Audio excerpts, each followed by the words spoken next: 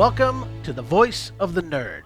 I'm Jason Scott. And I'm Joel David Reed, and you are watching Game Talk. Today, we have a very special guest. This is Jim Sandoval. Tell us a little bit about yourself, Jim. Well, like you said, my name is Jim Sandoval, and I run role-playing games at Strategicon, which is a local convention down here in Los Angeles, run 3 times a year. All right. So now, basically, one of the things that we're going to do is we're going to talk about conventions. Because let's face it, this is a genre. This is a part of the gaming community that has had kind of a rocky start, but you know what? It has changed, and it has evolved a lot over the years. So one of the things that I would kind of like to talk about in terms of what was really your first convention? I mean, you've been doing Strategicon for how long now? That's a great question, yeah. So my question to you is, what was your first real convention experience? Well, my first real convention experience would probably be San Diego Comic-Con, which was one of the first, pop culture conventions that I've been to. And that was when I was really young, and of course, that convention is radically different now than it was before. But actually, Strategicon was the second convention, and actually the gaming convention that I originally came to. Strategicon's been around since like the 70s. Most people really don't realize that in one way or another. Actually, there were individual conventions, and that got brought under one umbrella. And then in the early 80s, I went to Strategicon, and I had a great time. I remember the first Strategicon that I went to.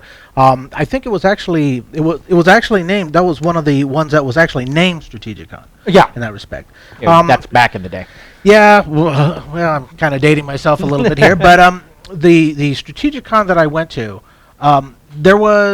this was before internet, before you had too many computers there, and it was an interesting experience, and one of the things that has changed has been how much, or at least for me, in terms of the game systems have changed, the actual crowds have changed in that respect. So my first gaming experience was very, very defined heavily on the kind of people that were there.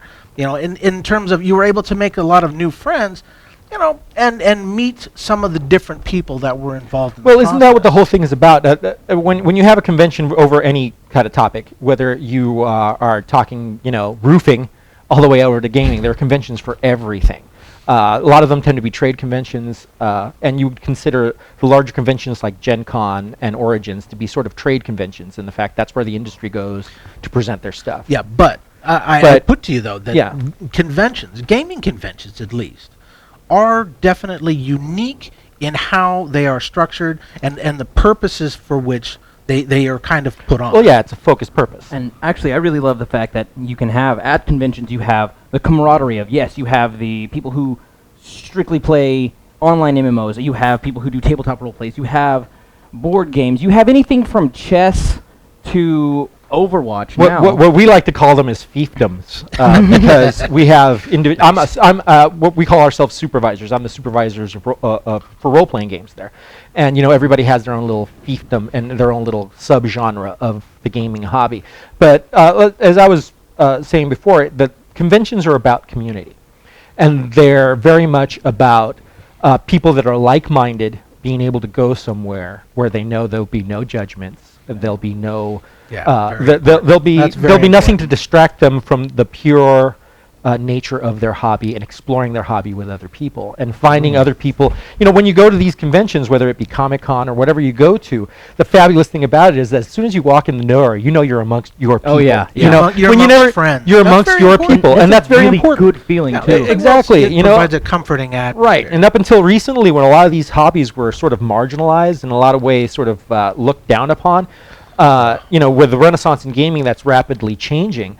Yes. But finding a safe place, to use a modern term, for these kind of things is a great thing, and we like to provide that for our community. Absolutely. Now I'm curious, Joel. Now I've spoken as far as what was my first convention experience, wow. and Jim has said what is good. I want to know what your the minute first you said your experience. first, I'm like, oh crap, what was my first? Actually, it was I think. Is 2 years ago? I think I came in on the very last, on the third one of the year. That would be Gateway, yeah? Yeah, Gateway, 2 years ago. And it was, I honestly think, I grew up in Texas, and my parents firmly believe that I won't hold Dungeons it and against Dragons you. I was won't hold it Satan's against you. game. I lived in Austin for quite Oh, some boy. time. Oh boy. Then you know. I do know. So it and so I started playing Pathfinder because it's not Dungeons and Dragons. Exactly. They can't get onto me for it. But no, my friend took me and actually was very gracious and bought me the pass to like, So hey, I want you to check this out. And it You it went was, straight for the methadone and skipped the heroin all Oh, day. yeah. Oh yeah. We gotta, Who we needs gotta go gateway straight to drugs the main when line. you Yeah, got- no, I mean, just mainline it. It's the only way to do it. So what I mean was there when you went to your first convention, were there any particular events? Was there something that really kind of stood out in terms of what happened at that convention that kind of set the tone for the future? Yeah, actually, I'd love to hear this. I created a character. Mm-hmm. And it was one of the very first like D&D character that I could ever actually really play consistently. And my friend took me through all the first edition like classic modules of like the Tomb of Horrors, the Fire Giants, Spider Yes. Queen. Oh, yeah. Oh wow. Uh, Against there was Against the Giants. Well, you know the one one that of my led you fav- straight into the Underdark. That Oh. entire series was freaking amazing. yeah. Yeah. And so I had Oh, and man, that was we're- really we're cool. But pushing also the way back machine. Oh now. yeah, that's like 78, 77. That's crazy talk. and It's sitting on my shelf. Don't know. The gray is real. Yeah. But no, say nothing. but one I'm thing not saying else that nothing. I was really interested in was playing the all-night werewolf games that Oh, my yeah. friend told me Yeah, about. yeah. And Well, it see, was that's a new thing. Actually, if you think about it, those are sort of like a new sort of aspect of the conventions that have Yeah. really yeah. kind of almost helped to bring them a What little we're talking more about here mainstream. is games like Werewolf or Mafia. We like to call them social deduction games. we're not but calling them party games anymore. But no. The real definition of it, party games is sort of like a catch-all thing. And when you bring up party games, we're talking about in order for us to organize the convention modularly and be able to put it into manageable subsets, we have departments. And so when you have, let's say, and even within one department, you have many departments within it. So let's talk to role-playing games because I know about that. I can- My department is sort of catch-all department, and there's two other departments in role-playing. Actually, technically three. There's Adventurers League and there's Pathfinder Society, and you've mentioned both. And those are organized play systems where the company itself, we're talking about Wizards of the Coast and Paizo. They have their own organized play division, which means that they have adventures and stuff that are uniform. That separate systems. anybody can come in and play, make a character, and actually, whenever they have an event, play the same character and advance that character along its own storyline. yeah. So my question is, now at this point, we would ask, where is this going? That's kind of really what I would like to know. As congoers yourselves, maybe you might be able to share your insight into it, but it's been my personal experience that this has become far more of a family-oriented event. Well, back in the day when I remember going, it was basically, you had either young teens or older gentlemen, beardy gentlemen that like the historical miniatures games and that with kind of the stuff. white beards. But you didn't see moms Yep, that's carting their kids in there and having those kind of experiences, or dads or whatnot. But we're seeing far more of it being a destination for families. And we've in response to that, we've been developing things called the kids area or kid track, where we're trying to make things more available for parents to be able to bring their kids to the convention and know that if they go through these games, they're going to be kid-friendly and they're going to be something that their children are going to enjoy. Actually, one thing that was really cool, I forgot to mention, actually, one of my first conventions I went, I ended up meeting a friend, making a friend, and he sat down to play D&D with us, and he brought his, I think she was 9 at the time, year-old daughter. Mm-hmm. And training the next generation early. and That's no, the way and- we look and- at and it, yeah. it was very refreshing to actually like sit down and be like, wow, I'm not the youngest person here for a change. but it was also like to play D&D. And me, I'm an actor, so it's like to play pretend with another child who knows how to play pretend and doesn't get hung up on mechanics and all that. And I'm like, that is really Getting it cool from the because source, sort of. exactly, it's like Yeah. Well, I think that's sort of like the reason why we play these games, right? To get back in touch with our inner 8-year-old, Yeah. and make believe. So you have the sort of meeting ground in terms of these conventions. Now, how is in moving forward in the future?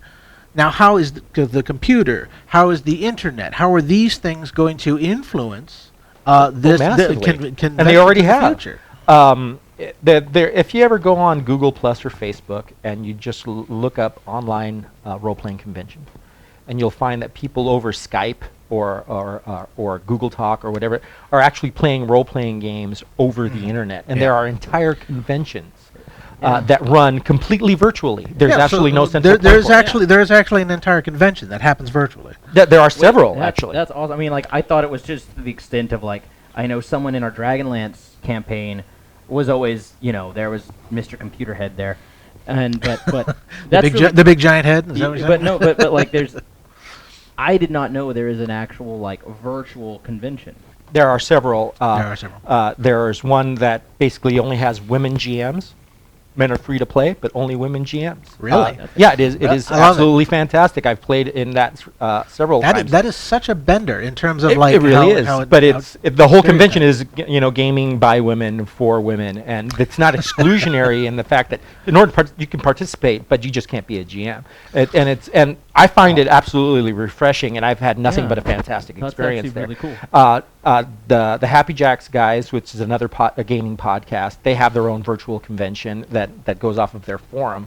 Excellent. And what happens is you have somebody that just manages sort of like, okay, we have time slots here, and everybody just posts their games and they fill online. Wow. And they just run them. And it's cool. really kind of the future of it. I played a game of Fudge run by a guy in Finland.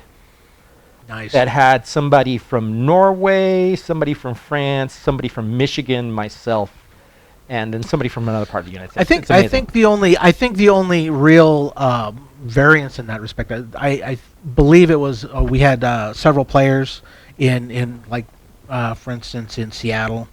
We had several players that were in there was one in Texas, and then there was another one in Florida. And it got to be a bit of a logistic challenge, but I think as the technology improves, as the ability and the ability of the software essentially gets better, then you will see much more of the virtual experiences that I think will bring people together. Well, every year we're making leaps and bounds in compression and having that live video technology work for us without it dropping off. Mind you, it's kind of a pain in the ass sometimes where connections don't work, especially when you're dealing all over the world. And the actual software that you use to lay out, your maps and your stuff like that can be sometimes challenging to work with, although there are a lot of options out there for that. But really, we're talking about globalizing the role-playing community in a lot of ways with this kind of thing, and it's just a fantastic thing. We have 3 conventions a year, one in February coming right up, one in May and one in September. By title, they're OrCon, GameX, and Gateway. And we invite you to come on down if you enjoy any kind of gaming, whether it be tabletop role-playing, live-action role-playing, board games, card games, collectible games. If you just want to chase your kids around a hotel for a weekend, it's a good place to go. Well, we got the President's Day weekend coming up. Yep. That's going to be very special. That's going to be OrCon. That's going to be that is OrCon, yeah. Excellent. Yeah. All right. The power of the orc behind the con. And we actually have the distinct pleasure of being there with this show, Game Talk. We're going to be doing everything we can to try to cover everything at that event. It's got to be crazy. Well, listen, everybody that wants to come on down and see and meet, we would love to talk to you and kind of share this crazy thing that we do.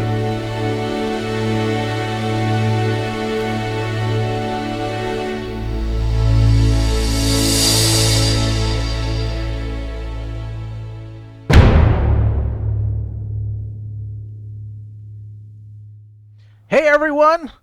My name's Jason Scott. And welcome to the Voice of the Nerd. Hi, I'm Joel David Reed, and this is Game Talk.